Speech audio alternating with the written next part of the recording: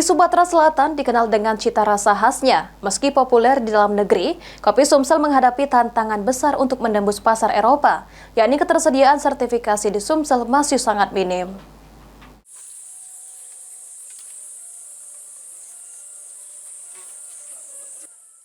Kopi asal Sumatera Selatan dikenal dengan cita rasa khasnya yang kaya dan kompleks, mulai dari Robusta yang intens hingga Arabica yang bercita rasa lembut.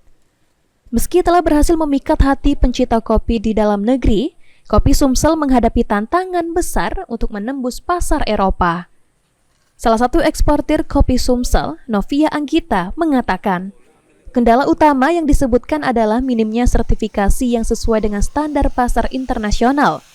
Beberapa sertifikat yang wajib dimiliki antara lain sertifikat organik, sertifikat Rainforest Alliance, dan sertifikat non-deforestasi. Sertifikat tersebut memastikan bahwa kebun kopi tidak merusak hutan dan memenuhi standar keberlanjutan.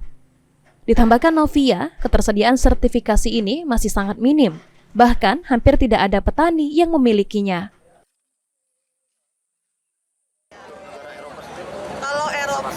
Pasar Eropa itu kendalanya untuk kopi Indonesia secara umum, tidak hanya kopi Sumatera Selatan, satu sertifikasi.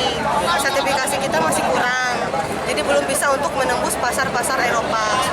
Apa yang menyebabkan kurangnya sertifikasi kopi? Sertifikat organik, sertifikat Rainforest, sertifikat tidak dilakukannya deforestasi di hutan tempat kebun itu sendiri ada. Nah, kita secara umum belum memilikinya.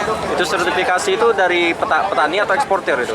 Dari petani, dari kebunnya, dari kebun. Dapat izin ekspor sertifikasi itu dari mana, Pak, petani? Kalau tergantung sertifikatnya apa. Kalau misalnya organik tadi harus memenuhi standar Eropa, jadi harus submit ke Eropa.